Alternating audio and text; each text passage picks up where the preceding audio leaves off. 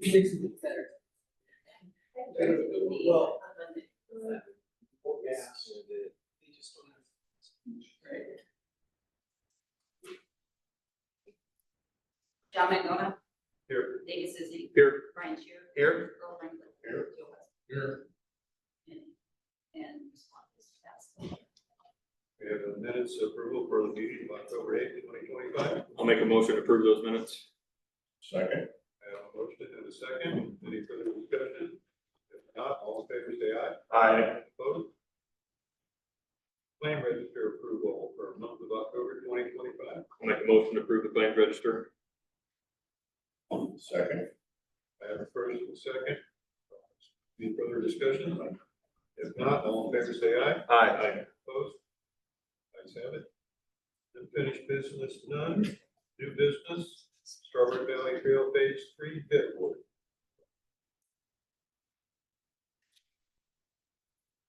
Good morning, board. Lady Geiger with VS Engineering. I came forward this morning for the Strawberry Valley Cultural Trail Phase 3 project. This project was bid in October with 5 complete bid packages, where Pulver Asphalt Paving was the lowest responsible bidder with a base bid of $352,722.00. We also had an alternate bid item for decorative crosswalk markings. VS would like to recommend the approval for the contract amount of $373,749.50, which includes the alternate bid item and then the reduction of the base bid item of thermoplastic pavement markings of $3,900. Any questions from the board this morning? And Landon, that bid came in under the engineer's estimate as well. correct? Yes, it did. Yes. And within budget. Can you talk about the difference in this than you originally planned on doing? So there was some items in which we kind of simplified the approach, minimized some of the construction costs, and just kind of improved things overall as far as we wanted to create a project that was holistic, route between the other 2 phases with this third one and really close all the segments that we've previously done. So there was some complications in some of the routes we had.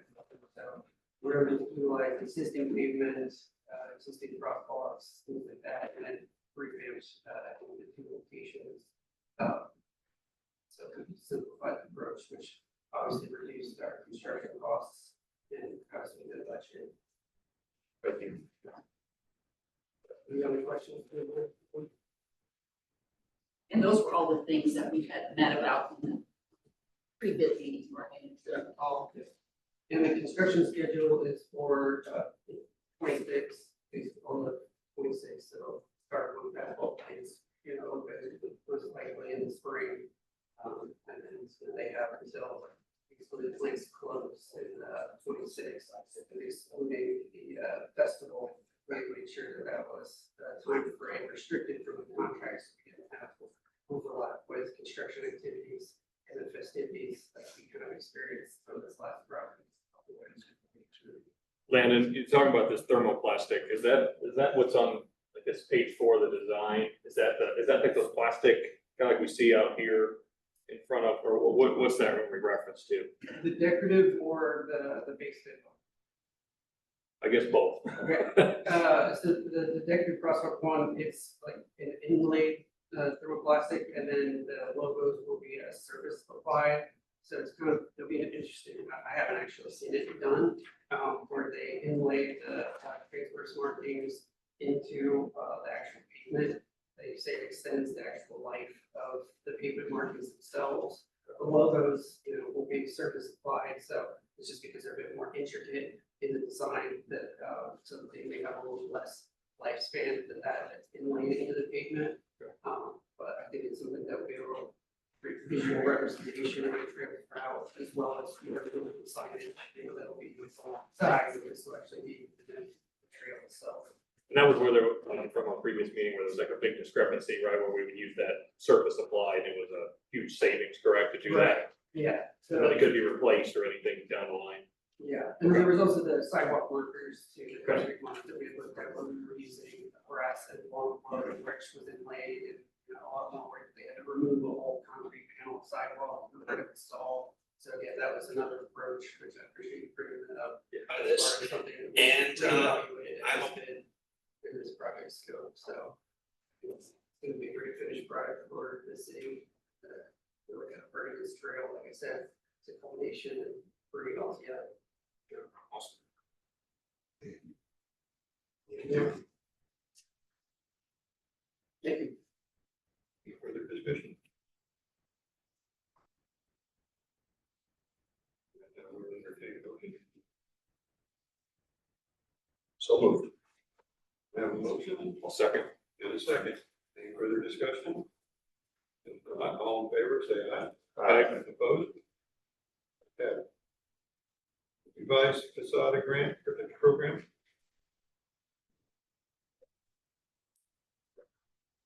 Last meeting, we voted to change the parameters. To offer 20,000 instead of 15,000 maximum and. Oh, the total. To 75,000 instead of 50,000. Make a motion to approve. We have a motion I'll second. and a second. Any further discussion? If not, all in favor, say aye. Aye. Opposed? Ayes have it. Baker Tilly. You're up.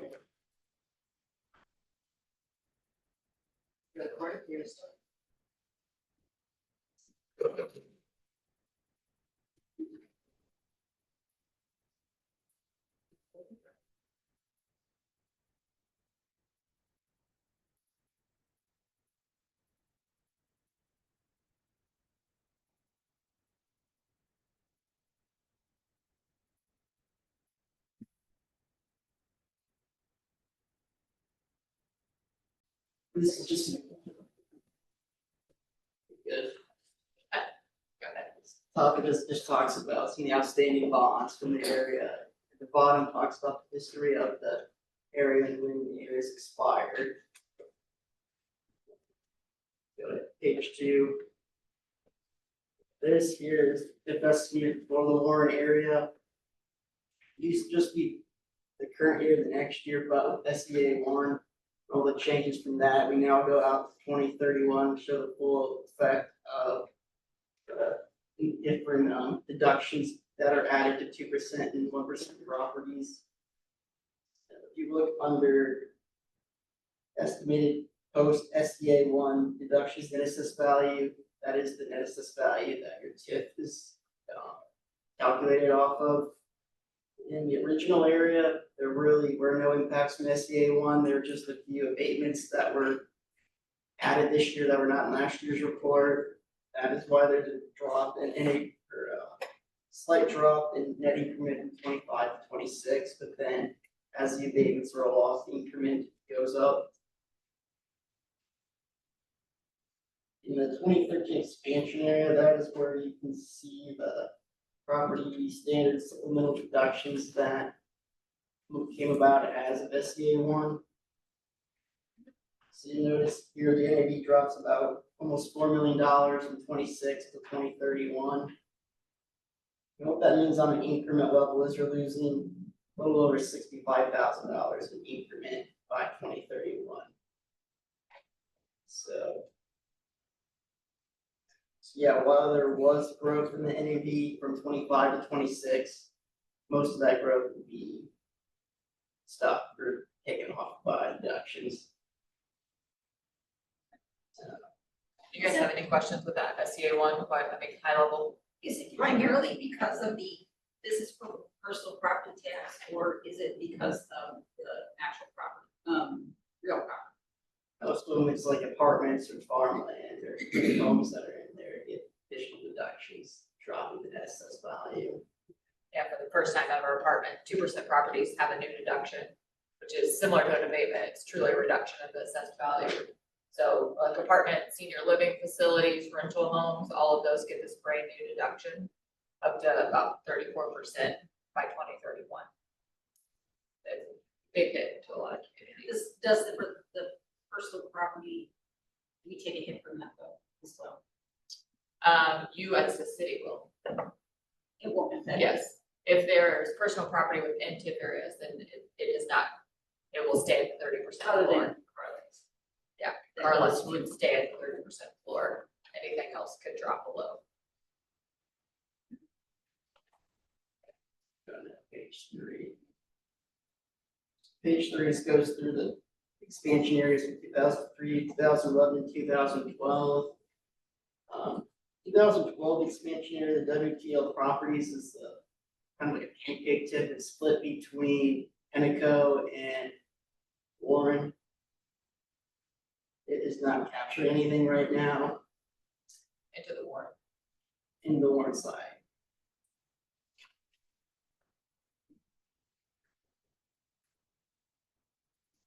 Page 4 is a summary of the annual increment collected by different areas. Through 2040, which is the life of the TIF of the original area ends.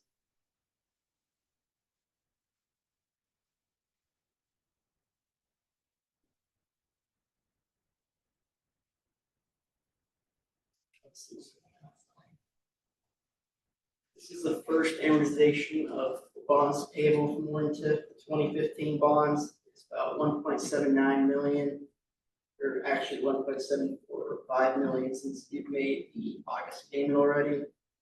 There's 1.745 million left outstanding.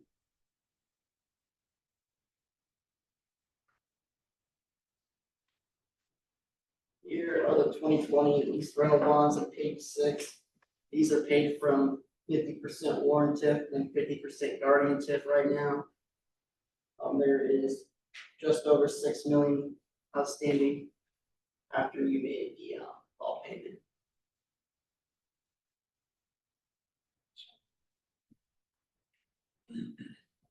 And that 50-50 split is not set in stone, that is flexible. So if ever shifts need to be made, they can be made. This page 7 here is comparison of obligations and increment collected. You'll see the estimated coverage column, which will need to stay above 150% for additional parity. So that is what I meant by we can shift the percentages around depending on what the actual increment comes out to. Because in 2030, because of SCA 1, you'll see it'll drop below 150%. So we'll need to slightly modify how much increments paid from which area then. Assuming that doesn't grow, we cover the 150%. Assuming the legislature doesn't change anything further. Correct. Now, we're just waiting and seeing. Next page.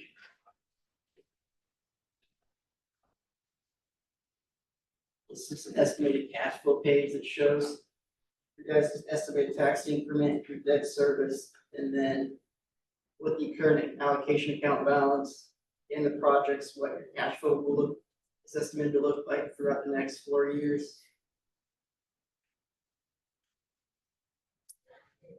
You guys have additional projects that are not included on here, we can add them and show you guys that in the final version of the report. As you might recall, we can keep this in draft form until after this meeting. If there are projects discussed that you want to add, we can add that and make it a final version.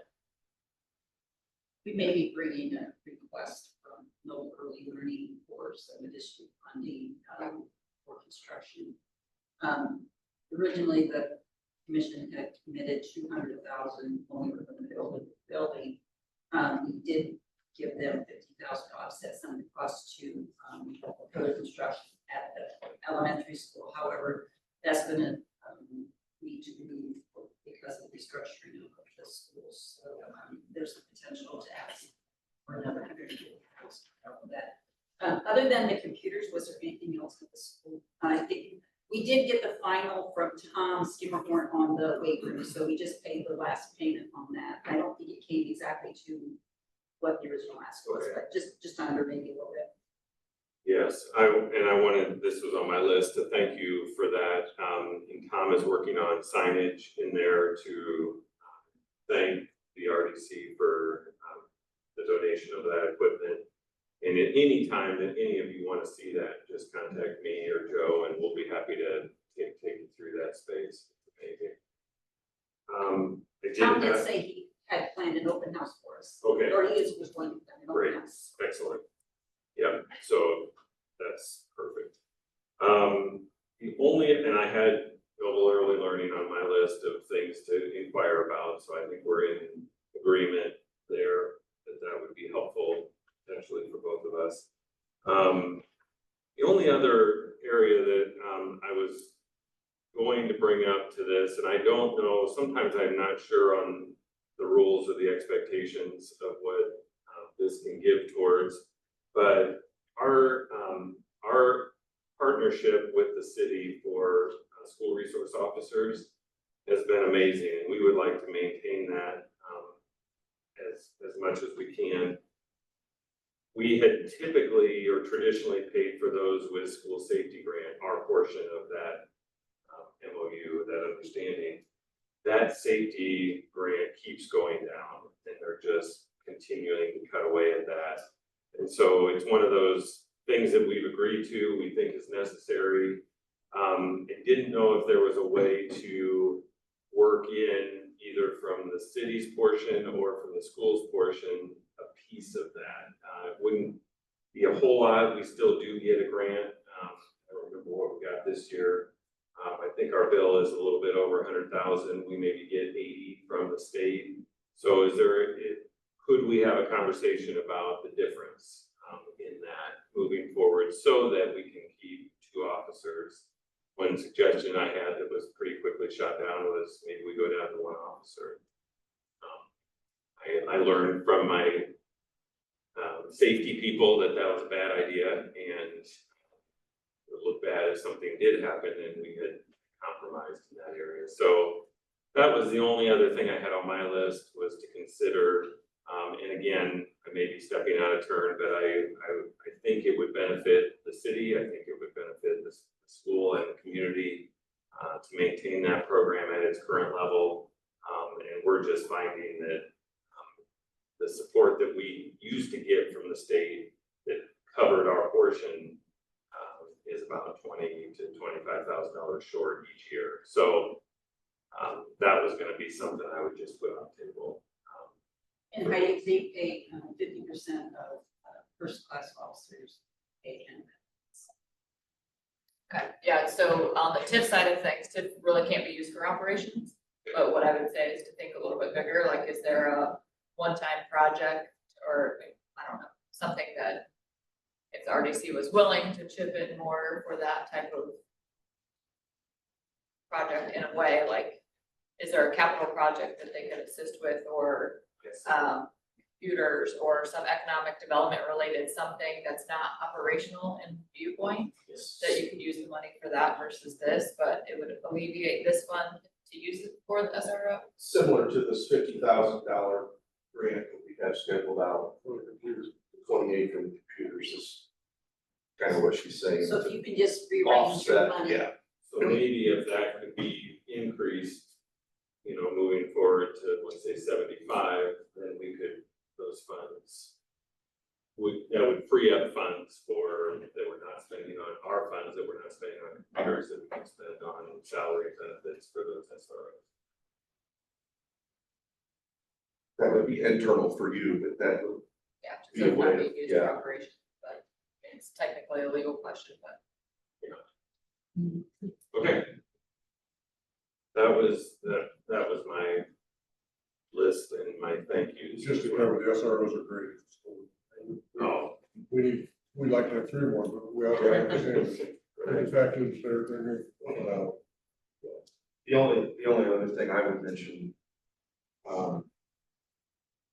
is the partnership that's been built with the school and the city and the RDC is the potential of the primary school at some point being either available to us or somebody else. But I think as a city and Redevelopment Commission, we want to keep our eye on that. It's the right thing for our community. don't know where that goes. I just don't know where that goes, but I think it's worth mentioning to you folks that primary school in town, by the end of next year, they're gonna move everything out to the south campus, so that building will be unoccupied. Right. And, we've talked about internally, we'd like to see something there that benefits. So, how that might. Yeah. work out, I don't know, Yeah. but I think it's something we have to discuss at this I mean, point. buildings and infrastructure and all those kind of things, you can definitely use TIF. Yeah. Help funds, but just operations and maintenance is a no-go. Right.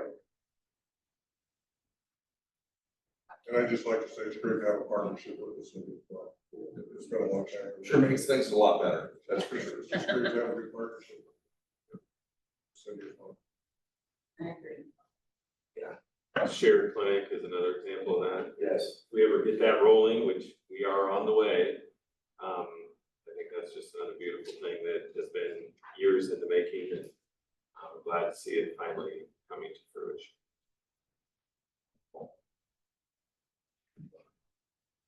Other than those, I don't know of any other projects that we've spoken about, No. at least.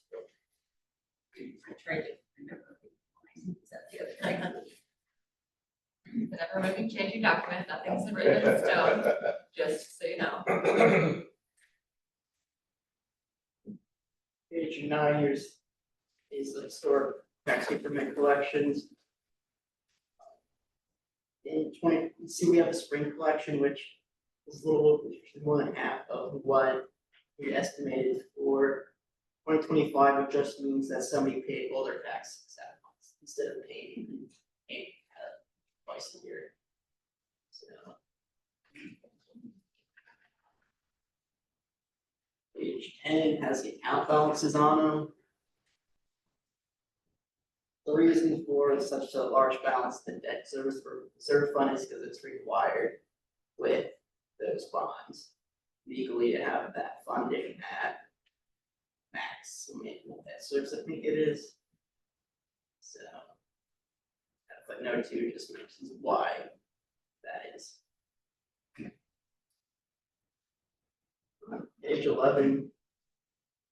Some of the different TIF funded projects the RDC has helped with throughout the years. It's broken out by bond, finance projects, and then pay-as-you-go projects. That last one, I think I just gave you probably the 2025, we actually paid a portion of that last year. It was a lot, I don't remember the exact amount on the weight room, do you remember what, didn't we originally? 7,500. Yeah, it was more than that, was just what, that was a balance that we paid this year, the rest of it was last year, but I cannot even remember. Yeah, it might have been, 160,000. I think it's what we committed, I think he made a little under their budget. I can get you those numbers. Thanks for doing that history. Isn't it pretty awesome? I Kind of love puts it. things, yeah. Forget about some things. Otherwise, the taxpayers would be paying for another method, you know? Right. Beauty of TIF. It is.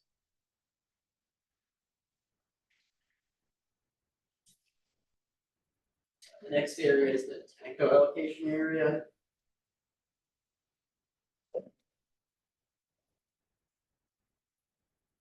Here is the real property estimate for Tenneco. Since it's a commercial property, there are no SCA 1 impacts. For now, they haven't decided to give commercial properties deductions, but that could happen. Hopefully not, but. As this one is the pancake TIF. This used to have personal property, but that was dissolved because they pulled the personal property investment from the area. Page 14 is the cash flow page for that. Well, that was originally in the warrant and we pulled that out, correct? Yeah. When we did when we helped them with their The Tenneco bonds. the Yeah, Tenneco bonds. Yeah. yep, those are paid off. That's, so we're really not collecting. Or the accounting thing. So they had more, but I know you was, We do need to work with the Refigure county this. because again, we'll be separating it, but. Next page. Page 15. Yeah, the cash flow, so you guys don't have any expenses that you are anticipating to be paid out of this, so it is building quickly. Remember, this is in the consolidated economic development area, meaning you can spend any of these funds anywhere in serving or benefiting the EDA. So it's a little nesting, this building that you guys can, again, you know, school grant monies can come out of this fund, and it doesn't have to just be up for an area. Something to consider. And like I just mentioned, there is some being generated in the Tenneco area. You just need to work with the auditor's office so that they actually credit it to the Tenneco allocation fund. And that's important because the Tenneco area has a little bit longer life. So just maxing out how long the city can capture its TIF is why we don't want them blended together.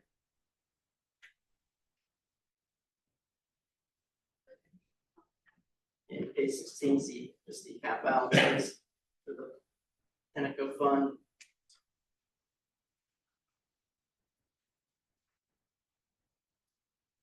Next is the guardian allocation area.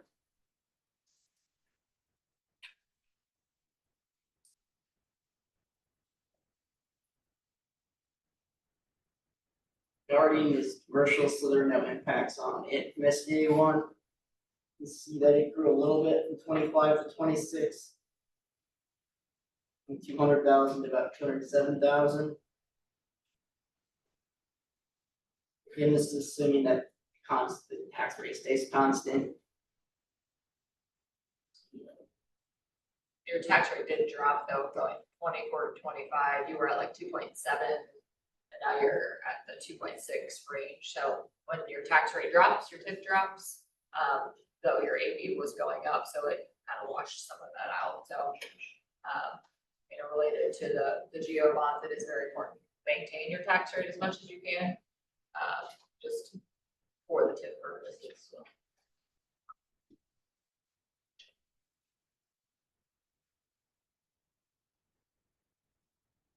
This is the personal property that's collected from the Tarlax last 25 to 26 NAV went up a little bit. So the income went up about 13,000, 820, 833,000. Again, this, because this is in an existing TIF area, they will remain at the 30% floor, and their assessed value will not drop down to like 5%. It will stay at 30%. Make sure that. is that all personal property or just personal property that's carried? If it's in a TIF area, it stays at the 30% floor. Even if it's new equipment, but in a TIF area, we'll have to stay at the 30% floor.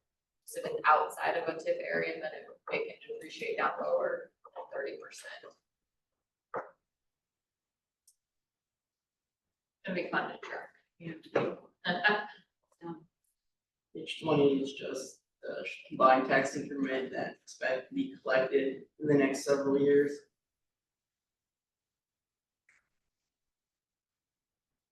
Page 21 is the same amortization schedule as is in the Warren area. It's for the fire station project, these rental bonds in 2020.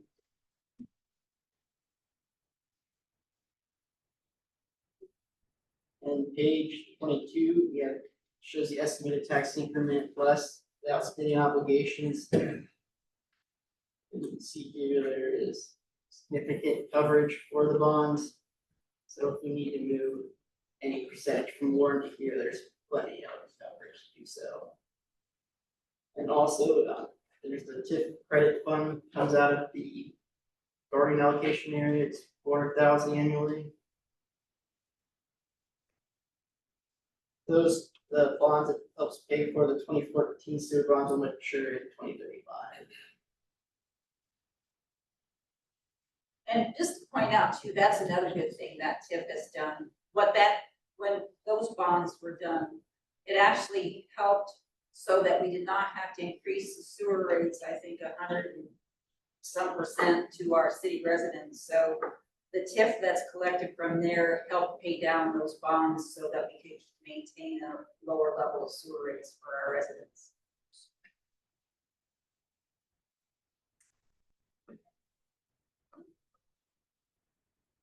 Page 23 is estimated cash flows for the garden allocation area.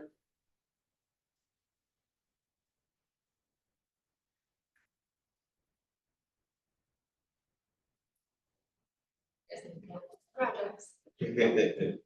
Well, I'm not in here. No. That house.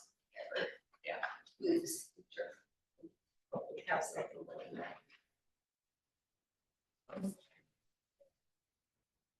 Good spot to end, what I would say. Page 24 is the historic tax increment collections. 25 spread out, came out to be at half what expected for total for page 25, so you guys are right on track there. And then page 25 is the account balance for the guardian allocation account. And just for budgeting purposes, it's easier to keep a lot of those expenses coming out of the warrant for me. Yeah. So that's why I do that. It's not that I have to, or, Right. I mean, some of those expenses could personal service, and some of the things that we put out there that were the Professional services, yeah. professional services, not personal services. Some of those things, I mean, I could do the guardian, I just kind of don't use that.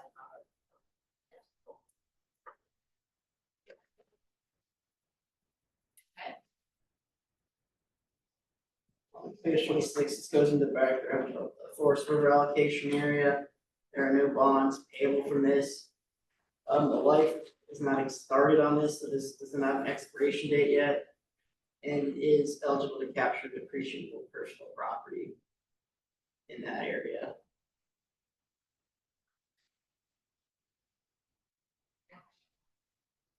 Page 27 is the estimated TIF projections. There is some slight effects from SCA one because some of the land is at ag, which is at 2%, so they get deductions. So that is why it's dropping each year from 2026 through 2031.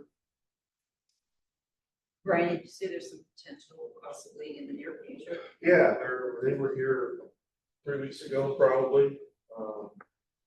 Looking for empty buildings, which thankfully we don't have.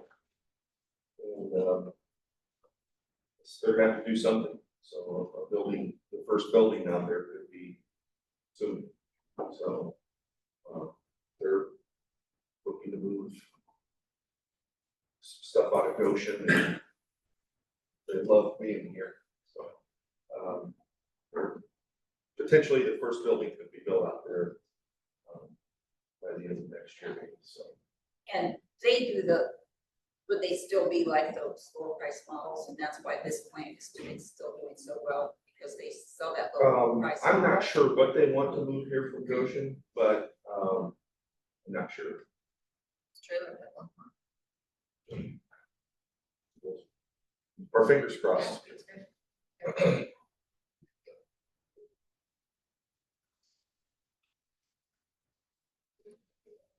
Page 28 is just the historic increment collections from the Forest River area. Page 29 is the account balance for Forest River.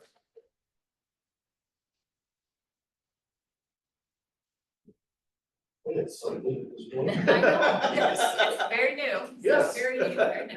What this copy is- There is a balance, that's a good thing. Slowly but surely. If you'd like to spend that time, we're open. We can come up as Jason. We would take, we would take.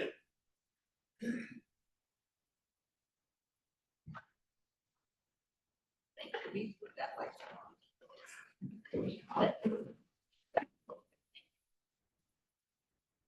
Thank you.